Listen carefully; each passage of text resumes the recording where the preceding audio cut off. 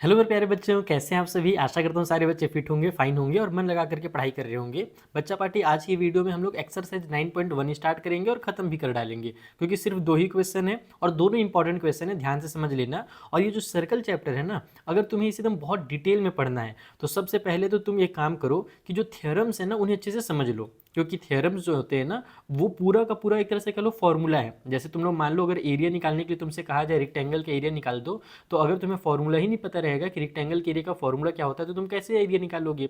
बस कुछ उसी तरीके से ये सर्कल चैप्टर है। इसमें जो थ्योरम्स दिए हुए हैं ना वो एक तरह से पूरे के पूरे रूल्स दिए हुए हैं पूरे चैप्टर को सॉल्व करने के लिए। अलग से तुम्हें कुछ नहीं करना है। और जो तुमने पहले पढ़ रखा है क्लास 7-8 में उसका कोई यूज यहाँ पर नहीं होने वाला, ना सर्कमफ्रेंस के फॉर्मूला का ना एरिया के फॉर्मूला का। सारी नई चीजें दी हुई है। बाकी तुम लोग अगर मुझे कमेंट करके कहोगे कि सर आप ही पूरा थ्योरम वाला वीडियो बना दो तो मैं डिटेल में सारे के सारे जो थ्योरम्स हैं उनको एक वीडियो बना करके समझा दूंगा। फिलहाल स्टार्ट करते हैं। और जो पहला क्वेश्चन है ये भी थ्योरम से रिलेटेड ही है, इसे समझते हैं। इसमें हमसे कहा गया recall that two circle are congruent if they have same radius. यानी दो सर्कल भी कॉन्ग्रेंट होते हैं, जैसे ट्रायंगल कॉन्ग्रेंट होते हैं ना वैसे सर्कल भी कॉन्ग्रेंट होते हैं अगर उनका सेम रेडियस हो। जैसे एग्जांपल के लिए तुम्हारी मम्मी लोग जैसे वो बैंगल्स वगैरह पहनते हैं तो उसका सभी का साइज क्या होता है, सेम होता है बैंगल्स का जो मम्मी पहनती है। तो उसी को बोला जाता है कॉन्ग्रेंट, यानी कि एकदम सेम शेप का सेम साइज का जब हमारा सर्कल होगा ना तो उसे कॉन्ग्रेंट सर्कल कहा जाता है। उनकी रेडियस इक्वल होती है, सेम होती है। अब हमसे ये बोल रहा है कि prove that equal chords of congruent circle subtend equal angle at the centre. यानी कि अगर दो हमारे पास कॉन्ग्रेंट सर्कल हो जिनका रेडियस इक्वल है तो उनके अगर इक्वल कॉर्ड्स को हम पकड़े ना तो वो सर्कल के सेंटर में भी इक्वल एंगल बनाएंगे। पढ़ने में थोड़ा कंफ्यूजिंग लग रहा है ना, लेकिन बहुत ईजी है। चलो मैं डायग्राम के थ्रू तुम्हें समझाता हूँ एकदम बेसिक कॉन्सेप्ट के साथ। तो देखो यहाँ पर मैंने दो सर्कल बना लिए हैं, थोड़ा सा बड़ा छोटा है, मैंने ऐसी बस रफली हाथ से बना लिया है। तो तुम लोग को यहाँ पर लिखना क्या है सबसे पहले कि मान लेते हैं कि ये दो हमारे जो सर्कल है ना ये कॉन्ग्रेंट सर्कल हैं। इन पहले वाले का नाम C1 रख दिया मैंने, दूसरे वाले का नाम C2 रख लिया। C1 सर्कल और ये C2 सर्कल, इनके जो कॉर्ड्स हैं वो इक्वल हैं। कौन कौन से कॉर्ड्स इक्वल हैं भाई? देखो कॉर्ड्स क्या होता है बच्चों, तुम लोगों को अगर नहीं पता जल्दी से बता दूं। सर्कल में जब तुम कभी भी कोई लाइन बनाते हो ना, कहीं से भी तुम बीच में जो डायमीटर बनाते हो वो भी एक कॉर्ड है। तो सर्कल के अंदर जो लाइंस बनती है ना किसी भी एक पॉइंट से दूसरे पॉइंट तक, उसे ही कॉर्ड कहा जाता है। तो जैसे मैंने एक ये वाला लाइन बनाया, इसे हम कॉर्ड कहते हैं। इसका जस्ट मैं नाम लिख देता हूँ, मान लो इसका नाम AB है। और उसी तरीके से जो दूसरा वाला सर्कल है इसमें भी सेम उसी साइज का एक और कॉर्ड है। और इस वाले कॉर्ड का नाम हम लोग मान लो यहाँ पर क्या रख दें, इसमें मैं ABC रख देता हूँ, इसमें मैं PQ वर्ड यूज़ कर लेता हूँ। ठीक है, ये हमारा जो सर्कल है इसका कॉर्ड PQ है। और ये AB और PQ जो दो कॉर्ड मैंने बनाए हैं ना ये दोनों इक्वल है विथ इक्वल कॉर्ड्स, जिसमें हम लोग लिखेंगे कि जो AB है वो इक्वल है हमारे PQ के, क्योंकि क्वेश्चन में बोला था ना कि हमारे कॉर्ड जो है वो इक्वल हैं और सर्कल जो है वो आपस में कॉन्ग्रेंट है। अब हमसे क्या कहा गया था कि ये जो कॉर्ड्स सर्कल के सेंटर में एंगल बनाएंगे वो एंगल भी इक्वल होंगे, ऐसा प्रूव कीजिए। तो भैया कॉर्ड जो है वो सर्कल के सेंटर में एंगल कैसे बनाएगा? यहाँ पर मान लो सर्कल का सेंटर है तो कॉर्ड से हम सर्कल के सेंटर में एंगल कैसे बनाते हैं वो सीखो। कॉर्ड का ये जो पॉइंट A है ना, तुम्हें क्या करना है, सर्कल के सेंटर से A को मिला देना है। वैसे जो कॉर्ड का ये वाला पॉइंट B है उसको भी सर्कल के सेंटर से मिला देना है। तो ये वाले एंगल को ही बोला जाता है कॉर्ड से बना हुआ एंगल।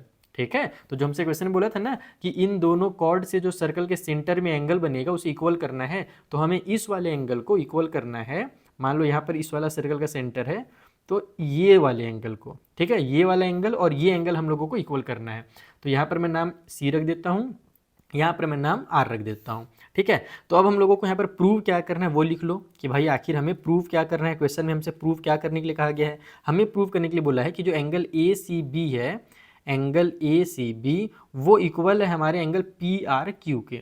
ठीक है, यही हम लोगों को यहाँ पर प्रूव करना है कि जो कॉर्ड्स हैं अगर वो इक्वल हैं और सर्कल अगर हमारे आपस में कॉन्ग्रेंट हैं तो सेंटर में जो एंगल बनेगा उसे इक्वल प्रूव करके बताओ। तो ये हम लोग इस तरीके से पहले लिख लेंगे।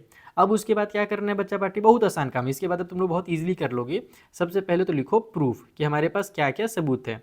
तो तुम सिंपली ये जो दो ट्रायंगल दिख रहे हैं ना, दोनों ट्रायंगल को कॉन्ग्रेंट कर दो। तुम लोग क्या सोच रहे थे कि ट्रायंगल चैप्टर नहीं पढ़ेंगे तो बाकी चैप्टर बन जाएगा? बेटा ट्रायंगल चैप्टर नहीं पढ़ोगे ना तो ना ही तुम्हारा क्वाड्रिलेटरल बनने वाला है ना ही तुम्हारा सर्कल बनने वाला है। इसीलिए मैं कह रहा था ट्रायंगल को ध्यान से पढ़ो, कॉन्ग्रेंट वाले पार्ट को खास करके। तो हम लिखेंगे in triangle ABC and triangle P Q R, इन दोनों ट्रायंगल में क्या क्या चीज़ें इक्वल हैं जिसे हम कॉन्ग्रेंट कह सकते हैं। तो पहला तो हमें क्वेश्चन में ही कहा था कि ए बी और पी क्यू इक्वल है, तो लिख लो यहाँ पर कि भाई जो हमारा ए बी वाला साइड है वो पी क्यू वाले साइड के इक्वल है, ये क्वेश्चन में गिवन है। ठीक है, दूसरी चीज़ क्या इक्वल है पता है, ये जो साइड ए सी है बेटा ना, और ये जो साइड पी आर है ये भी इक्वल है। बोलोगे कैसे इक्वल है सर, ये तो हमें क्वेश्चन में नहीं दिया हुआ था। तो क्वेश्चन में क्या बोला था कि हमारे दोनों सर्कल कॉन्ग्रेंट हैं, और सर्कल अगर कॉन्ग्रेंट हैं तो उनके रेडियस भी आपस में इक्वल होते हैं, ये ध्यान रखना। कॉन्ग्रेंट का मतलब सेम शेप का सेम साइज का सर्कल। ठीक है, तो अगर दोनों का साइज सेम है तो रेडियस भी तो सेम होगा, तो इसीलिए ये जो पी आर है ये क्या है, रेडियस है। सर्कल के सेंटर से सर्कल तक जब लाइन जाती है तो उसको रेडियस कहते हैं। तो ये पी आर भी रेडियस है और ये ए सी भी रेडियस है, और दोनों इक्वल हैं। तो लिख दो A C is equal to P R, क्योंकि दोनों हमारे रेडियस हैं, रेडियस ऑफ कॉन्ग्रेंट सर्कल। इस तरीके से लिख देना, मैं यहाँ पर कॉन्ग्रेंट और सी लिख देता हूँ, समझ जाओ ना, कॉन्ग्रेंट सर्कल है इसका मतलब। ठीक है, और उसी तरीके से ये जो बी सी और ये जो आर क्यू है ये भी आपस में इक्वल हो जाएगा। तो लिख दो कि इधर बी सी और इधर जो क्यू आर है वो भी इक्वल है, क्योंकि ये भी हमारा रेडियस है कॉन्ग्रेंट सर्कल का। तो जब तीनों साइड इक्वल हो गए तो हमारे जो ट्रायंगल है वो कॉन्ग्रेंट हो जाएंगे। तो ट्रायंगल ए बी सी यहाँ पर कॉन्ग्रेंट हो जाएगा हमारे ट्रायंगल पी क्यू आर के। और रूल हमने कौन सा यूज़ किया, तो साइड साइड साइड वाला रूल हमने अप्लाई किया है। और अगर दोनों ट्रायंगल कॉन्ग्रेंट है तो हमारा जो एंगल ए सी बी है, एंगल ए सी बी, वो इक्वल हो जाएगा हमारे पी आर क्यू के। और ये क्या होता है भाई, इसको हम कैसे इक्वल लिखते हैं, याद करो सी पी सी टी बोला जाता है इसे, कि जब दो ट्रायंगल कॉन्ग्रेंट हो जाए तो उसके जो करस्पॉन्डिंग पार्ट होते हैं वो इक्वल हो जाते हैं। तो इसीलिए ये वाला एंगल और ये वाला एंगल इक्वल होगा सी पी सी टी, यानी कि corresponding part of congruent triangle. तो बस यही हमें प्रूव करना था और कुछ नहीं करना है, हेंस प्रूव करके यहाँ पर शॉर्टकट में लिख दो। और तुम लोग के पास अगर एग्जाम में टाइम रहे तो जो क्वेश्चन में स्टेटमेंट दिया हुआ है उसे ही स्टेटमेंट बना करके यहाँ लास्ट में लिख देना चाहो तो। ये हो गया हमारा फर्स्ट क्वेश्चन। चलो इसका सेकंड वाला पार्ट बना लेते हैं जल्दी से।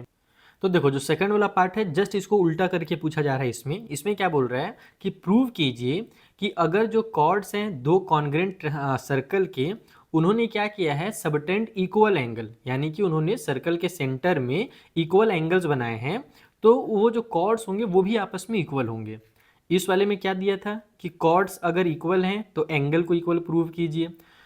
सेकेंड वाले में क्या बोल रहे हैं कि अगर एंगल इक्वल हैं तो फिर कॉर्ड्स को इक्वल प्रूफ कीजिए। समझ में आया मेरी बात, यानी एकदम सेम टू सेम क्वेश्चन है, बस उल्टा कर दिया है। तो ये भी उसी मेथड से बन जाएगा। चलो बनाते हैं।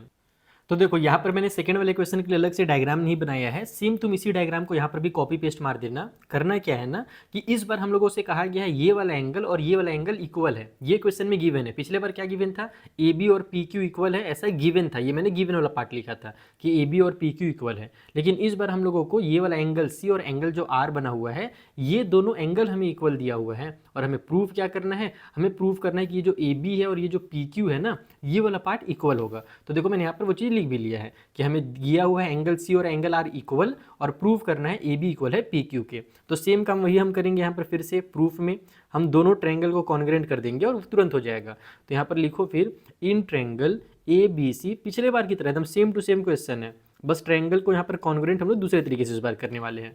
सबसे पहला तो जैसा कि मैंने बताया ए सी और पी आर इक्वल होगा, बी सी और ये जो क्यू आर है ये इक्वल होगा। लिख लो इनको कि भाई हमारे पास जो ए सी है वो इक्वल है पी आर के, और जो हमारा बी सी है वो इक्वल है क्यू आर के। और रीज़न वही जो मैंने पिछले बार लिखा था कि ये हमारे रेडियस हैं। कैसे रेडियस हैं, तो रेडियस ऑफ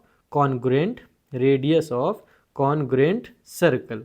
ठीक है, अभी मैं ट्रायंगल लिखने वाला था, मेरे को आदत हो गया ना कॉन्ग्रेंट ट्रायंगल बोलने का। तो दो तो हमारे साइड इक्वल हो गए, और बीच वाला जो एंगल है वो इक्वल देवे किया है हमें, क्वेश्चन में गिवन है। ये देखो यहाँ पर हमारा जो एंगल ए सी बी है यानी सी वाला एंगल, और एंगल पी आर क्यू यानी कि आर वाला एंगल, ये इक्वल कैसे पता चला, तो ये हमें क्वेश्चन में ही गिवन है। तो बस यहाँ पर हमारे पास साइड एंगल और साइड वाला रूल लग जाएगा, क्योंकि हमने देखो दो साइड लिया है और बीच वाला एंगल लिया है, तो इस रूल को कहा जाता है साइड एंगल साइड रूल। तो इसलिए हमारा जो ट्रायंगल ए बी सी होगा बबुआ, वो हो जाएगा यहाँ पर कॉन्ग्रेंट हमारे ट्रायंगल पी क्यू आर के बाई साइड एंगल साइड वाला रूल। और जब ये ट्रायंगल कॉन्ग्रेंट हो गए तो लिख दो फिर से वही चीज़ कि जो हमारा ए बी है वो इक्वल हो जाएगा पी क्यू के सी पी सी टी से, सी पी सी टी। खेल खत्म, ये वाला क्वेश्चन। तो इस तरीके से तुम्हें क्वेश्चन नंबर 1 और 2 को बनाना था। और यहाँ पर तुमने एक चीज़ भी सीखा कि अगर हमारे दो अलग अलग सर्कल में इक्वल कॉर्ड्स हो तो वो हमारे सर्कल के सेंटर में भी हमारे एंगल्स इक्वल बनाते हैं, अगर हमारा सर्कल क्या है आपस में कॉन्ग्रुएंट है तो इस तरीके से हमारा एक्सरसाइज 9.1 खत्म होता है। एक बच्चों वाला एक्सरसाइज था, बेसिक्स एक्सरसाइज था, ताकि तुम्हें थोड़ा सा प्रैक्टिस हो जाए।